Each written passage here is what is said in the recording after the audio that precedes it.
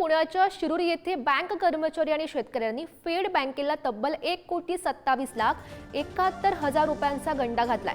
Federal बँकेची subsidy bank असलेल्या फेड बँकेला शिरूर परिसरातील शेतकरी, नागरिक, बँक कर्मचारी अशा 27 जणांनी बनावट कागदपत्र, सातबारा, बनावट प्रॉपर्टी दाखवून बँकेचीच फसवणूक केली आणि या प्रकरणी शिरूर पोलीस ठाण्यात गुन्हाही नोंदवण्यात आलाय। पोलिसांनी काही आरोपींना अटक केली आहे। पुढचा तपास त्यांच्याकडून सध्या सुरू आहे। बँकेची सबसिडरी आहे फेड बँक म्हणून, त्यांची फसवणूक झालेली आहे। साधारण 1,27,71,000 रुपयाची फसवणूक झालेली आहे। सदर गुन्ह्यामध्ये एकूण 27 आरोपी आहेत। त्यापैकी 5 आरोपी हे त्या बँकेचे कर्मचारी किंवा नेमलेले एजंट आहेत आणि इतर आहेत ते सभासद, म्हणजे ज्यांनी लोन घेतले ते आहेत।